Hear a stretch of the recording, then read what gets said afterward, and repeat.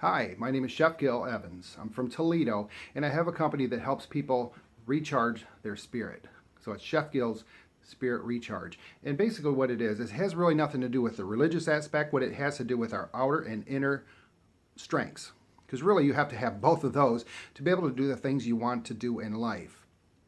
To me, you've got to be healthy. You got to watch what you eat. You got to watch the junk that you eat. You got to be physical because you need to have the strength to do the things you want to do to help lift people. You need to have physical strength and mental strength to help people get where they want to be in life, and also for yourself as well. And the internal is what I really, really concentrate on. It's on how we strengthen our spirits, how we liven our spirit up, how we build our light in ourselves so that we can do the things we want to do in life and also inspire others to do the things that they want in life. And I realized that I had this strength years and years ago, back at the age of 8 years old when I worked in the elementaries, schools. I'd work in the cafeterias. I'd wash dishes to eat like these big trays of pizzas, leftover burnt pizzas. When you grew up poor, that was delicacy. And I still have a craving for those pizzas once in a while, which is kind of weird. But anyway, the things that I've realized that I've done is that in my later life, when I became a manager and chef, I worked for a large chain of restaurants. I went from a restaurant that I worked for 10 years, did very, very well. I started as a busser and worked my way through. I ran three kitchens for 3 different restaurants that they had. And I finally was kind of ousted by one of the family members. And it really hurt me because after 10 years of devoting your time to that company, to be ousted like that, it hurt me. So my self-esteem went to nothing. It was really, really bad. I finally interviewed for this one chain restaurant that at the time had the best management training program. I figured I needed to start improving on who I was as a leader so that I can grow. And I interviewed with this company, and I failed. I failed so bad because I stuttered. I had a stuttering problem so bad. Just anything would excite me, and I could not hold my tone together. Couldn't hold my words together, and I failed. I didn't get the job. So I went to the library, did what most people don't do. I studied. Back then it was VHS. I got tapes. I got books. I read on building my self-image, on interviewing, and then I called the guy back and I begged him to give me another chance, and he did. And I think I did better with the interview, but I got the job. And the reason why I got the job is because of my determination only. Had nothing to do with my experience. Because I realized working for 10 years for a company that was really a mom and pop type operation, I really didn't learn a lot about leadership, and I didn't really learn a whole lot about business. But I did get this job. And so I did everything. My first year for this company that hired me, this person who gave me an opportunity, he gave me this opportunity, and I did everything to prove to him that I shouldn't have been hired in the first place. So he finally took me, I remember this day in the storeroom, and he said, I should have listened to my gut feeling in the beginning, but I didn't because of your determination. I'm going to do one thing for you that's going to help you. And he's put me through Dale Carnegie's Communication and Human Relations course. And that was my last chance. If that didn't help me, I was going to be gone. I was going to be thrown out. So I went through the course, and it really changed my life. It changed my life so much. I became one of their top performers. I actually took one of their bottom restaurants. It was a very low-performing store, and it brought it to the #1 spot. And back then, before they restructured their bonus programs, they weren't set for somebody to improve like I did for that particular restaurant. And I made a lot of money. I did so well there that I moved to 5 different locations of theirs to help stabilize things like, finances was one, reduce amount of turnover in some locations, and I was very successful with that. But it was a family style restaurant. It just wasn't my thing. So from there, that's when I went to the culinary world. And I did very, very well with the culinary world. I became a corporate chef for a company in Columbus, Ohio, where I found some really cool people. His name is Bill, and I met him at a large auto industry, and he was just in the background, one of these shadow people that nobody really knew about. But I watched him work, and he had all these gifts.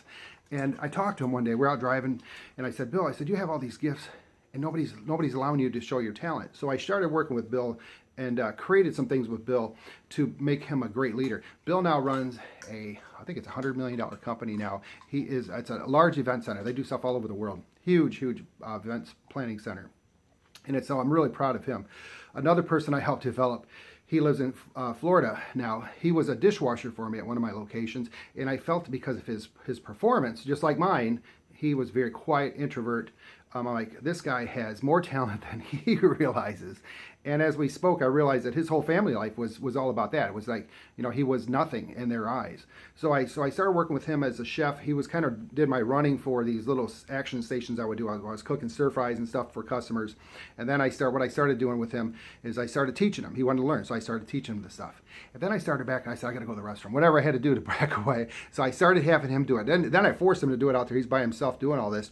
He was forced to strengthen his inner spirit, because now he had to talk to people. He had to ask them what they wanted in their food and all that. He ended up, short conversation here, he ended up doing so well that he wanted to do all these stations himself. And then I trained him. Then he became a chef. Then he became one of the best chefs that I ever met. And not because I trained him, but because he took what I taught him and took it beyond that. He now is one of the lead managers in a restaurant down in Jacksonville, Florida, that does about $6 million a year in business. Phenomenal. And he's just, and his life is just endless on what he can do. I've done another chain recently. I had built a business on my own. I had a large corporation, which I built to $6 million a year. And then I sold that company and started a restaurant chain, a small restaurant chain. In 2008, I took that chain from beginnings to a very successful chain. I started working with it. Then I was convinced to invest into this large place. And at that time, it was 2008. We had a loan with the partners. It was just me and my partners. And the bank called and said, "Hey, Gil, we got to meet. We got to meet, man. We got to make this. We got to talk about some stuff. We cannot do this loan for you." So I talked to my wife. We invested everything we had into this place. We use our credit for everything. We put our restaurants up for lien to get what we wanted. And it failed. It failed bad. My partners were just evil. They were bad. I was forced to close it. I had to close it. And not understanding that when I closed it, I lost all my retirement. I lost all my restaurants. I had to sell my restaurants to pay for the debt. And then after that, people were taking all my stuff. They took my cars. They took everything I had. They took my credit. They didn't take my home. I was able to keep my home. And I was glad for my attorney to be able to do that. But one thing I realized is we were lost. And I took a class that for my wife and I, that what helped us, it was a class similar to what I do now, is it helped us take all that stuff and put it behind us. It was still there, but we were able to now is to concentrate on improving our lives and get back on track. And since then, I had started working for a very large chain, a very popular chain. I won't say the name. And I did so successful with them. My first operation with them, it was a bottom store. It was a manager killer. People would go in there and they would die. Well, not die, but they would quit because it was too hard to manage. And I went there and I took that store, took it from the bottom.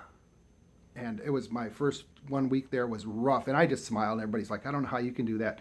But I tell you what, my determination was so, I wrote a plan together. I'm going to say 6 months, this place is going to be the best. It took me 3 months to make it the #1 store. And I was pretty proud. And I did it because of the people that were in my location. I seen all the strengths in everybody. I seen what their beliefs were. And I knew we had a great crew. It's just there was no leadership. And what we need to do is round everybody together. So we were all focused on the same path. Same thing that happened to when my wife and I were losing everything, when we lost everything. We needed to get ourselves on a right path, a clear path, so that we can become better. And that's what took that to the #1 spot. Since then, I've worked at other locations for that business and improved on a lot of business, bringing them to, not to the top, but bringing them to that level of service and level of quality. I currently work in hospital systems where I've developed a lot of leaders, a lot of great leaders, opening new hospital systems when it comes to the food service aspect of it. And now I want to take that, everything that I've learned, I want to take and teach you how to do that. I want to teach you how to take your talent and find focus, find a big picture for what you have, what you want to do in life, your purpose in life, and then help you, guide you to fulfill that purpose. And I guarantee you, the money situations that you want, the money that you want, the happiness, the joy that you want, you will get fulfilled by that if you give me the opportunity to make this happen.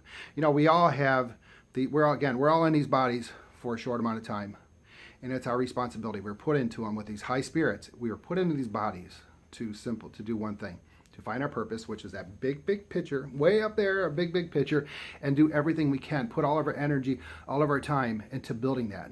And that's what brings joy to us. And when you have joy in your soul and your heart, all these things that hit you, these walls that you walk across, because we get tested all the time, all that stuff becomes small stuff.